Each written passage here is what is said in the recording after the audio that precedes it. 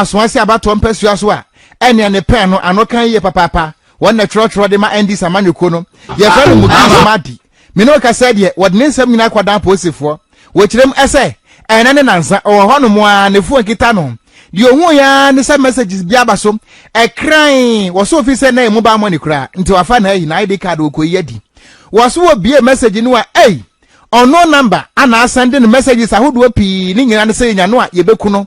enu nti messages no emu nsam ka de a kire wo pani sai won hyase no wonye ne nsamanse na wo mo atese wo pani no wo be ye wedding eye kwasi da ebe wo mo ka kire ni pray nye pray fa se wo bewu ansa na wo wedding ne kwasi da ebe hyase wo so wo dwere ho a wonte ase ntie na asem no ba ye no wo boye ne yampi amane wonu nyamfo mutaka mubarak na onabo se hwe entretra ho we aye death threat bomaden nakoma posifo amane me no ka se wo kirem se wod ne nsam nyina koma posifo sa posifo mo ano na saa number no a wo send ne saa message sai wo munya no a won bebo ne tuo ewo ne tirim ekuno ansampo na kwasi ada bai wa yere wade no aposifo emo ano wone nsam trofo di hu nkomo ne sei ana osi kire mu ene wo ha hodo a wo ko mu ane nyina emu no wo kire sa aposifo a wasante mantam enye no sanse ote wono mo na wanka bi nhemu wono sususu se wono wonye obi abone ewasoase wo wonne dwumadi a wodi nyina ne so wo ye NDC secretary ewasoase na all of a sudden obenya message ai yenya we bekum etu no so ye mo no nan ye mo no eye wo kon ye bonu wutrim ate wa me agu ene wo se dabi aposifo mo ano FM Mugis Madi, Minamia Asawasi constituency secretary to the NDC. A few days ago, I received death threats. Me phone to a text message. I will be threatening me say Obekumi before my marriage. And I'm marriage into a Sunday. In fact, many sa message ebo me hun kaka. I didn't say ebo me hun say me nkai se mini ubi enya akasa ana mini ubi enya entawantawa ana mini ubi o assembly. And all of a sudden, se nipa wonu ubia any tracker bia efa bibeboni bi ho ade na me receive message we intintema me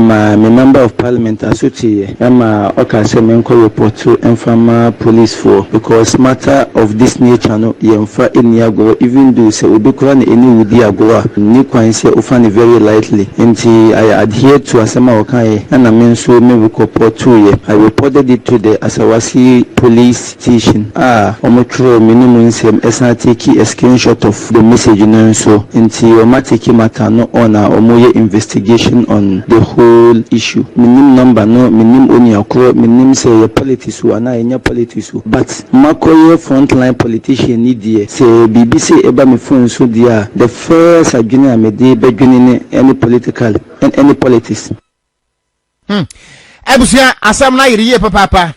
ora Mugis Madi wono ene NDC twetwefo a wo aswase abato mpesua so a wo hawa ba no so ehonsam ana wo boro so na ekopia mu so ewo eye nyamesum mu amsem ana chesane moderator Edema General Assembly ewo Presbyterian Church of Ghana Right Reverend Professor Joseph Obri Yabuamante hedi atun sentrofo anim so obesere pa se afia ba yeto no wo mo enhwe so mu betimi aboa se ne beye na wo ma amanyofo kwan na wo metena wo mafidie so nkeka nsam asabe ebetimi ede wo hawbia abam ne no ene wode atodwa ene wa kire se se na kwa samanyofo no ma yese o nsentrofo no wo mo de kwan mo fa so na chese ne wo pese wudi atam wo bi amanyoko bi wo be so di na to du o mampanya te ministers du o matam a o na chese ne no ane se wo kwa nsentrofo ne ama kwan na wo so wakwakotena so na ne waka wo nsam a wo se nsentrofo nya hwe ye papa e wa afia ba ebetom no ma kwan ama obi amfa wonom so ama basabasa ama e wa afia ba ye beto emu Right Reverend Professor Mante Sasemi tudwa abra wo hia eye asofo anase empanyufo a wo mo deda asori no cactus ene asori ma wo mo Adabraka official town wo no mo ehia ye na yankwa homa no so na yene Right Reverend Professor Mante enkodi enkomo nyame nipa ye mo ajo eba kingdom kase eboso Kingdom ba mi ju so na wenye Right Reverend Professor Do Mante Reverend George Labi Public Relations Officer Emma Predia Safono. Yo. Yebeda sepa na me bacho wudi ni yesen.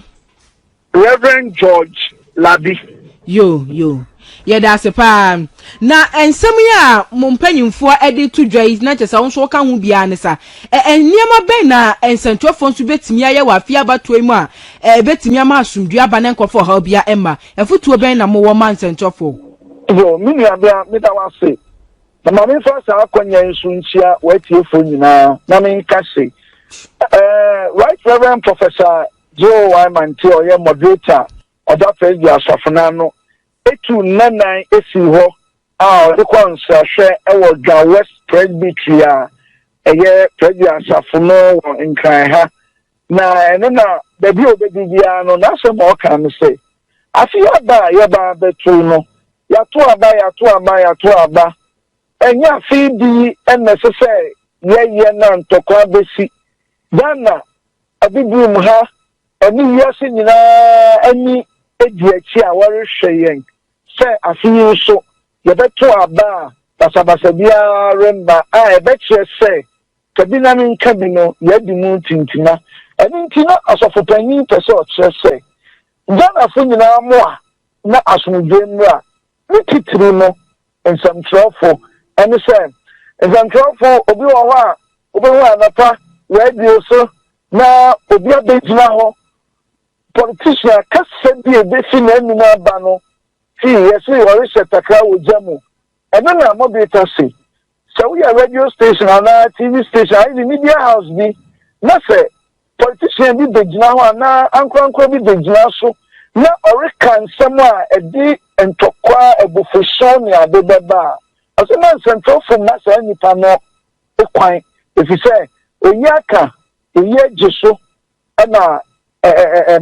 ema kra ebo enti na me o kamen na say mabum so hwe wo ho so ye we obabum na wo ma ho kwan na politician bi ebedanda wo say kokuntokwa ono ne yire ne na omo wa himfa na won hwe yi so ne be ya fi aba no ebetumi aye jojojojo na da na asa edi nkonimu ebiem efutuo we die mo de pa na eba religious bodies no a ye presbyters afom nso mo na mo to amutu won ahwe se we nu nyina betimi abam na ye nyina ya to aba wie wa asomdue mu ne eno ne de ehin yo mini abla me da wase ene se kaditaya na asafo baye bosumi ebie twemu August mu ena ye launch yen peace project campaign and say ya pe nipa attitude bia wo Ghana na yimu ebi ne Professor Odro ye vice chancellor wo University of Ghana any attitude bia owu akwami sefa kan wo peace FM wo nyina ye asafo ma ya brabo ma no ono data nan kasa kran so ka ho bi crack of General Assembly Reverend Dr. Godwin Nina Odonko any afufu bi omo nyina ka ho a yedo omo abomu a ye from Peace Ambassadors Presbyterian Peace Ambassadors omo djuma omo ye ne say omo ko sorry dumadi awro wase ekobo asumde ho dawo omo ko radio so TV so ani miahu bebre kobo asumde ho dawo sani ebeya afia ba ye beto no bibia betumi akojojo many of them, I mean, in Prempeh, no Kasei, Presbyterian, your contribution to socio-economic development of Ghana, no, also normal schools are your basic schools in Kwabe 2,500, your senior high school close to 40, your 2 universities, your colleges of education 5, and then Ghana, Oba Pomudia, we Ghana Fiwo, now we Catholic sorry Fiwa, Presbyterian Church of Ghana, and they are the 3rd largest provider of health services in Ghana. And here in Tenassi, and fire and science say and demi from na and family or tell me because you pinch. That's when you mean say ya. Muwachi Sanity. So you be a waji as we the rubo in the mono. Ya bedas papa Reverend so woni yedi nkomo na anwumre me so me da ma papa nyame nshira me nyina nyame nshira won so Reverend